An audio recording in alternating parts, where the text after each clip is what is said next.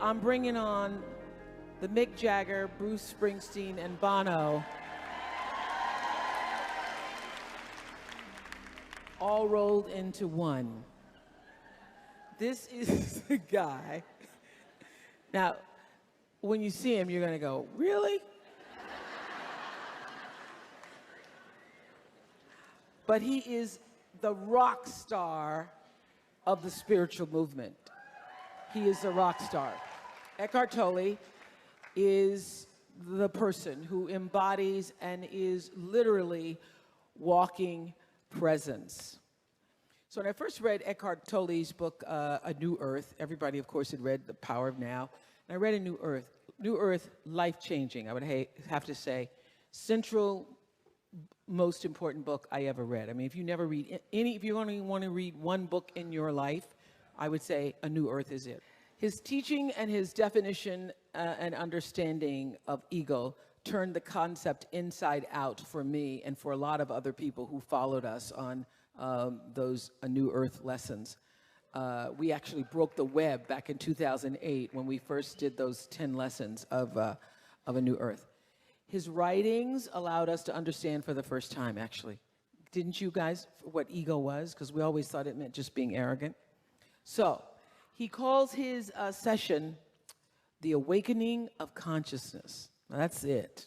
That's what we're here to do. The Awakening of Consciousness from the rock star himself, Eckhart Tolle.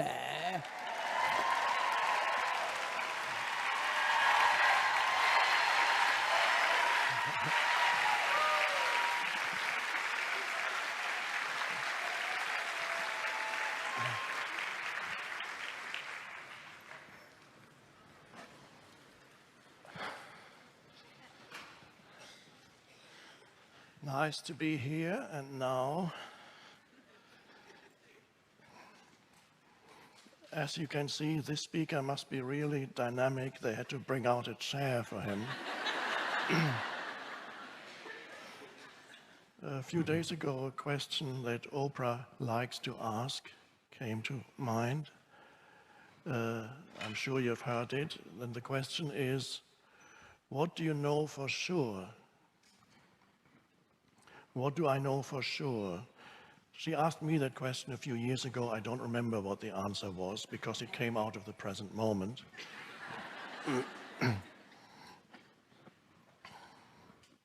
But it's a very interesting question.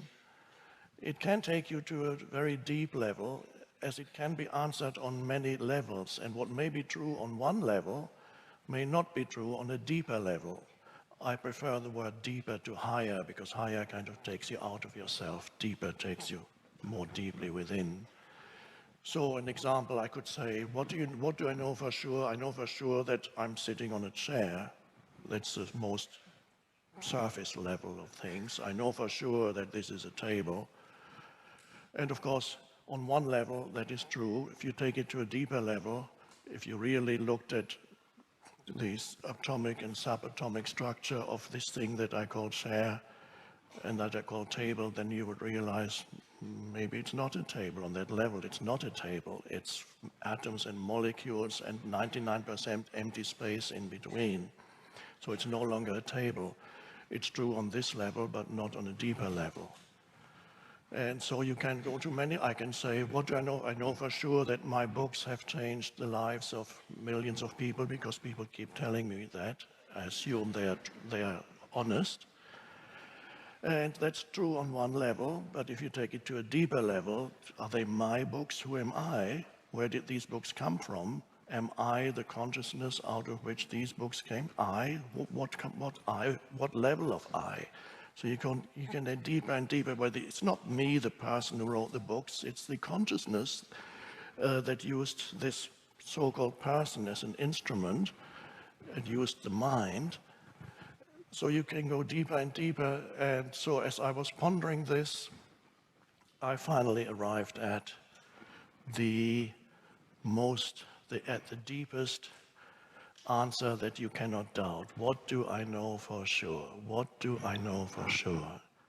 And if you go to the deepest level, because everything else can be questioned, including whether us sitting here is actually absolutely real. It seems to be, but on the other hand, tomorrow you might wake up and for a moment you might not know, did I dream yesterday what happened, that this wonderful spiritual gathering, or did that actually happen? Or when you're on your deathbed, you remember many things, and they suddenly, your life seems to have a dreamlike quality, because things evaporate very quickly. Things arise, situations, and it's gone. There are many dreamlike qualities to a person's life. And many philosophers have questioned. They said, is life a dream? On some level, one could say that it is. Nobody can prove that this event here, you sitting here, listening to this man on the chair, that you are not dreaming this. You could be. Or the one consciousness is dreaming it. This is possible. Nobody can prove otherwise. So I cannot know for sure yet that we are actually here. So it means you have to go deeper. If I can't be sure that this is actually happening, what can I be sure of? It's maybe a dream.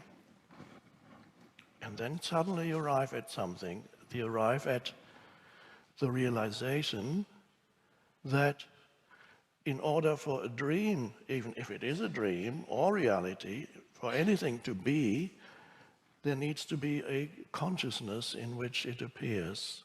So even if it's a dream, the dream must appear in a consciousness. Without consciousness, there is nothing.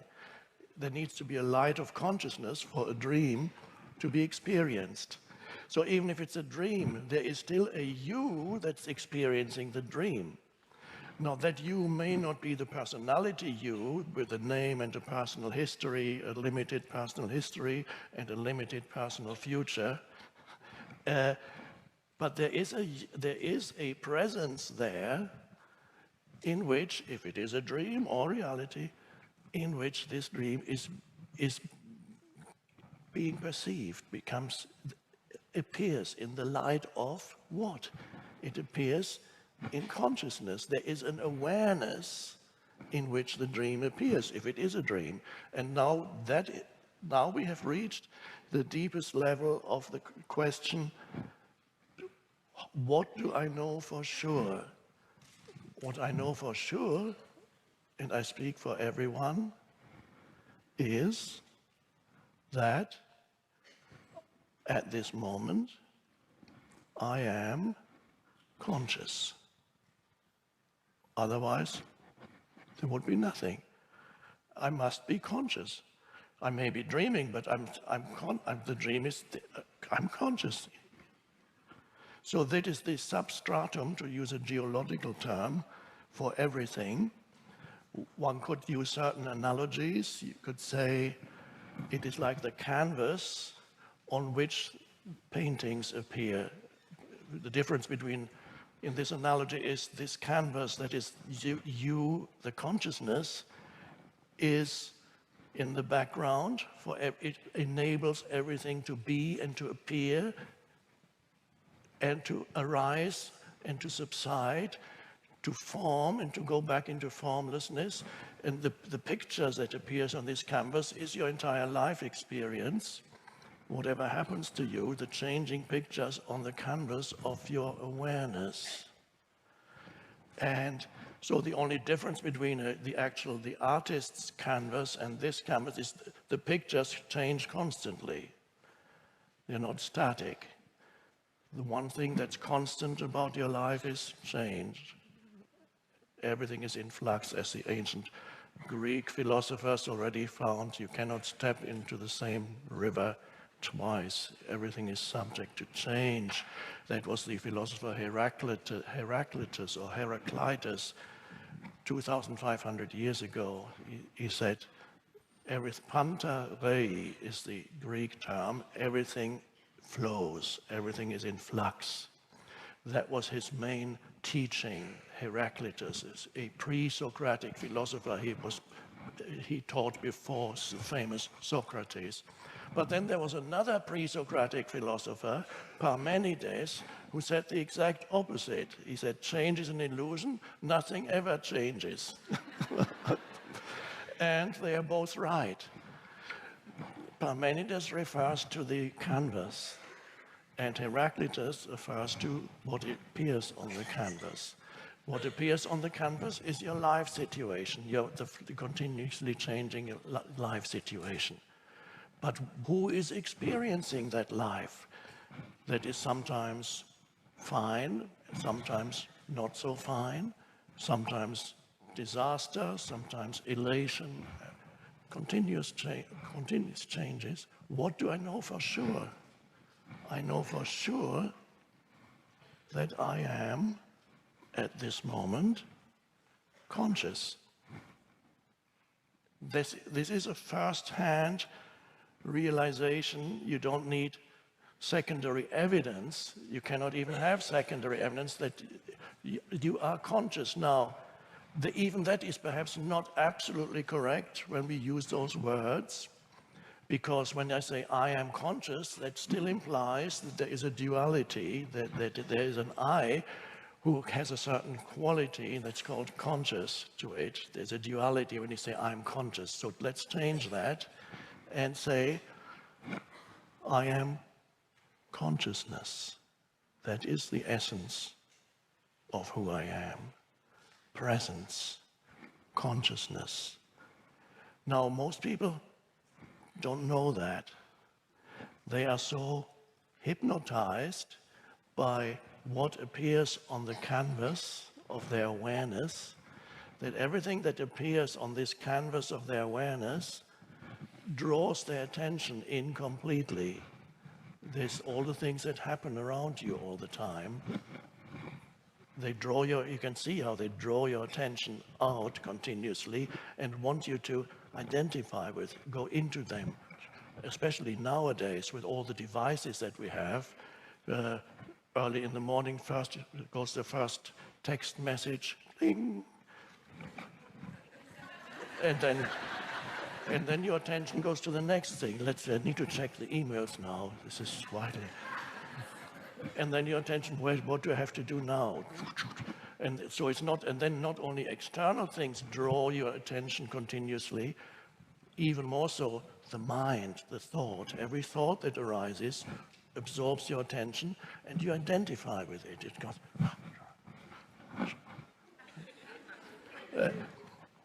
So most people are so drawn into that to them all that exists is all the stuff that appears on that, to continue for a moment with that analogy, all the stuff that appears on the screen of their awareness that hypnotizes them, and so they are not aware of the essential background to their lives. They are not aware of their essential beingness.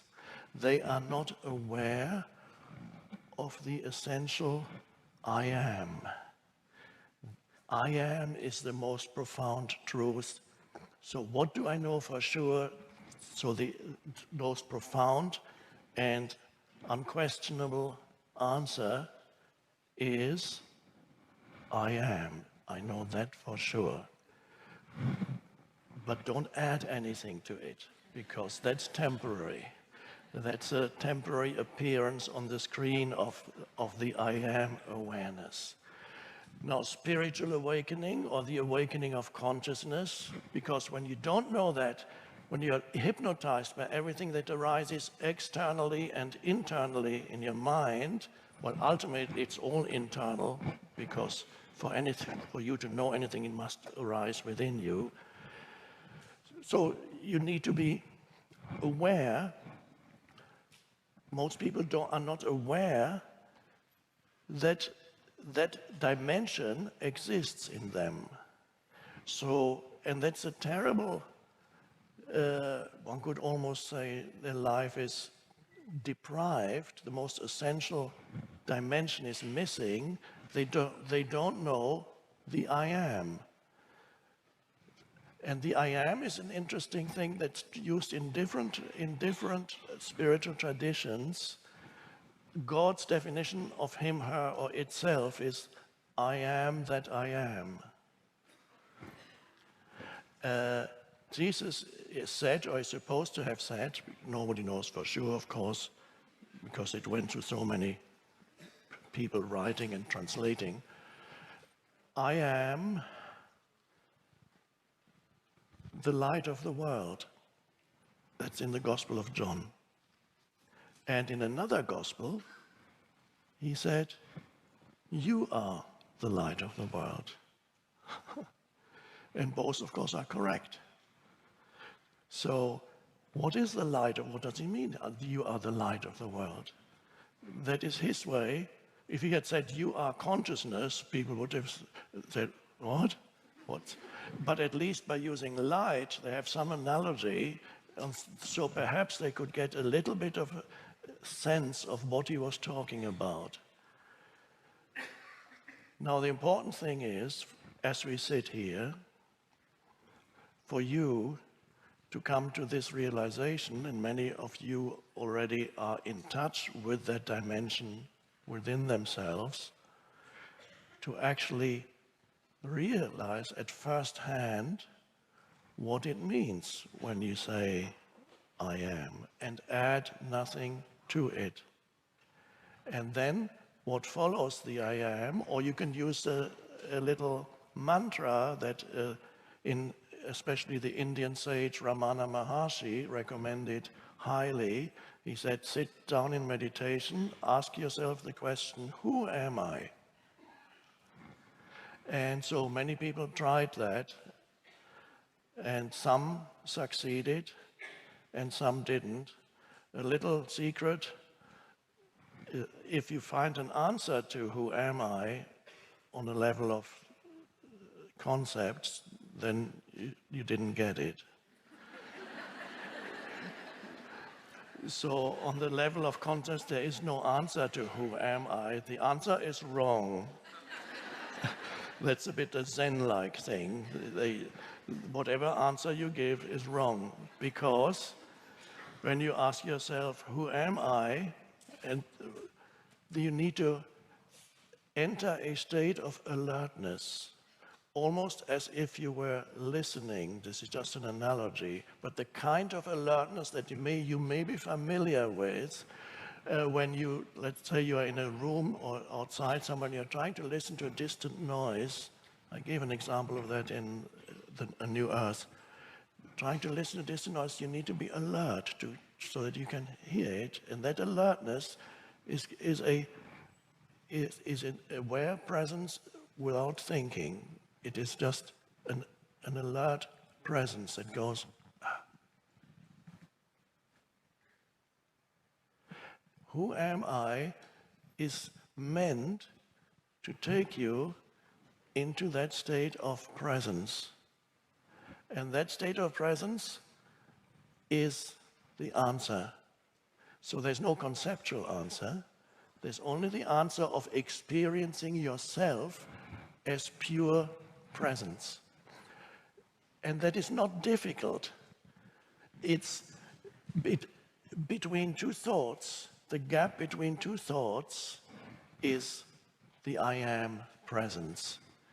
You experience yourself as the canvas, as the consciousness. So here's one thought comes to an end, the other one hasn't arisen yet, and in between two thoughts, for example now, you have a moment of spaciousness. And in that spaciousness you sit here and you just look around and you take everything in, and you come to the amazing realization that you do not always need to conceptualize, interpret, or label everything that comes into your awareness.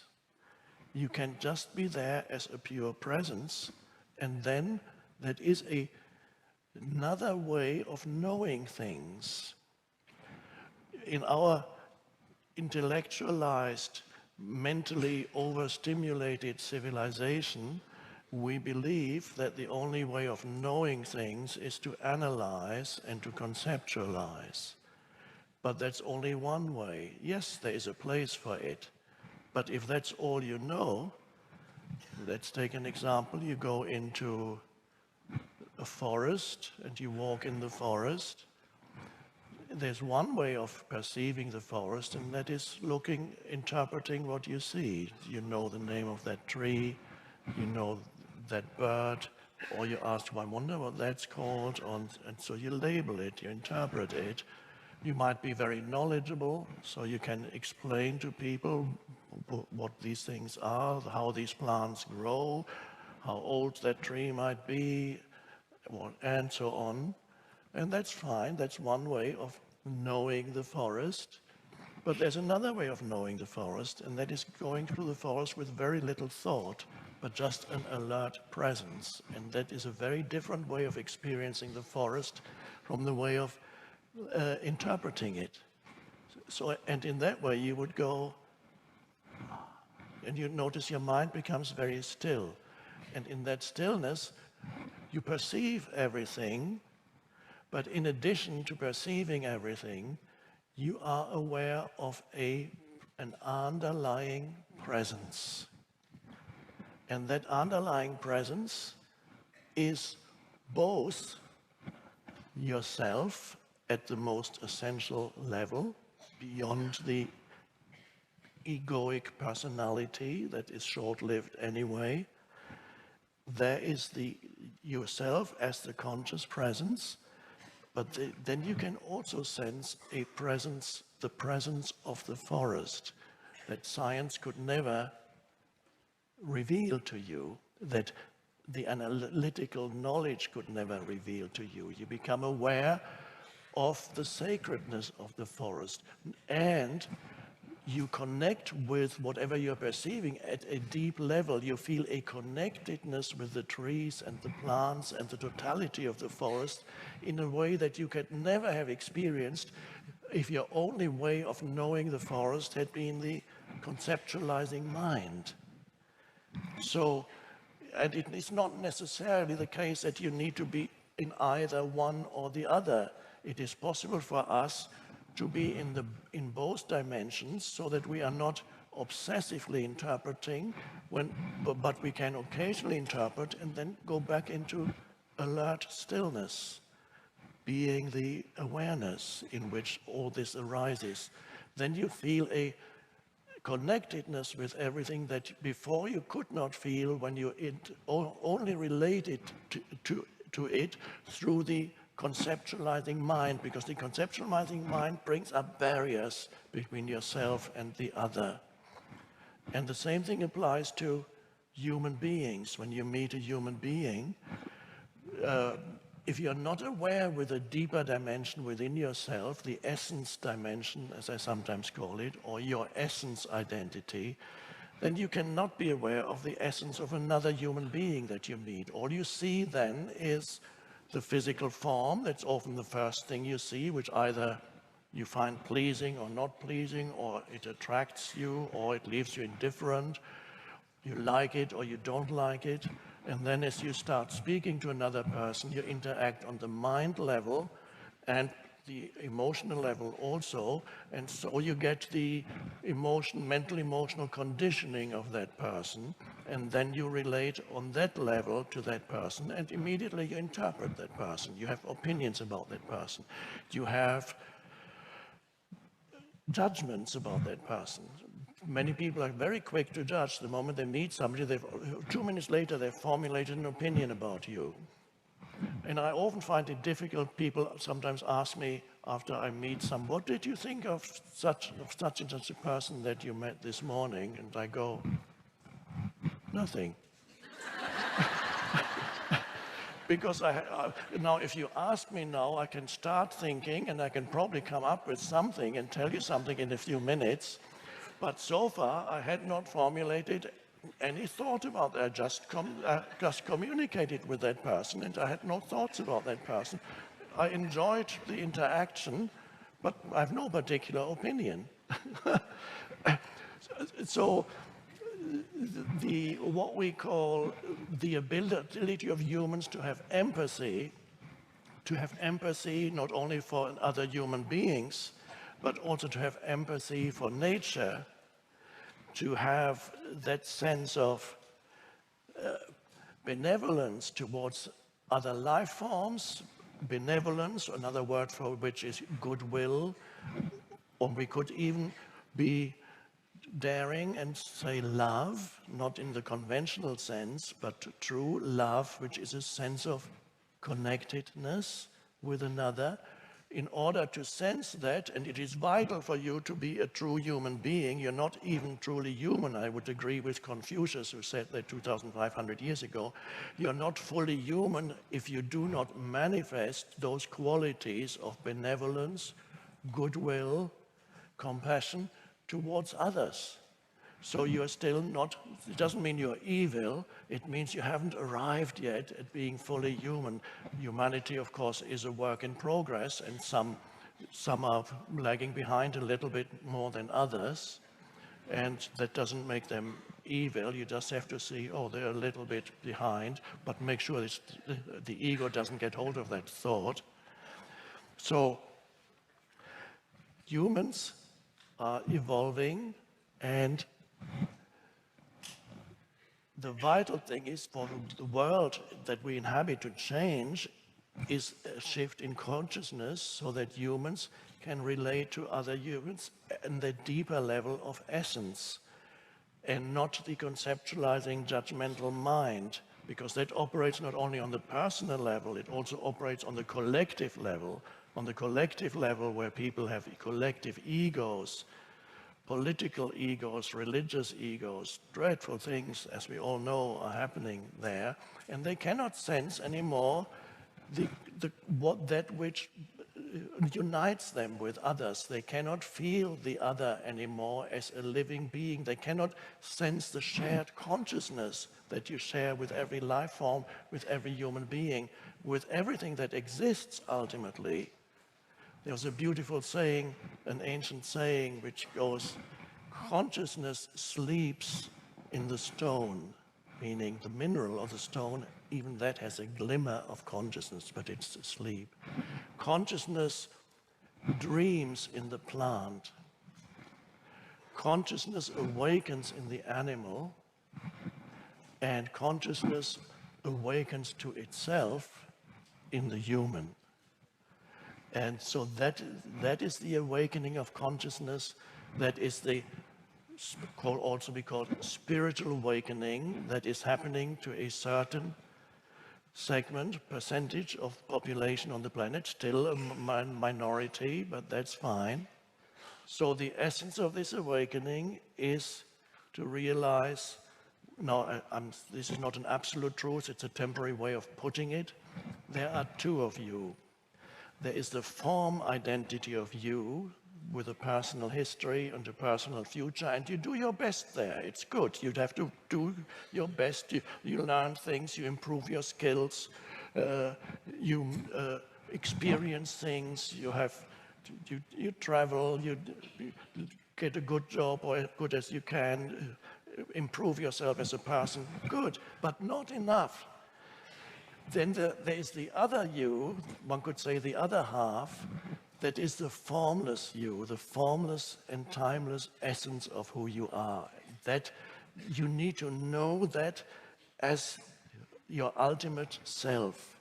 Otherwise, if you only know the form you, the form identity, life becomes very frustrating. You never really get any lasting peace or joy in your life, because everything changes so quickly. Whatever you achieve, for a moment gives you pleasure or annoyance, and then either it's taken away, or it dissolves, or it no longer gives you pleasure because you've had it for too long. So life becomes very frustrating if the deeper dimension is missing in your life, and that is the formless, knowing yourself as the essential I am, and that is a sensing, that is the ability to just become still, the ability to look at something or someone without imposing immediately conceptual thought on it or him or her. The ability to become still. I said in my book, The Stillness Speaks, a little meditative book, you're never more essentially yourself than when you are still.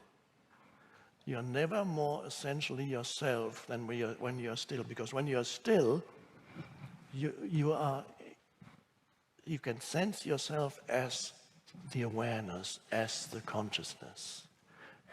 And it has no qualities as such. You cannot make it into an object of knowledge and say, there it is.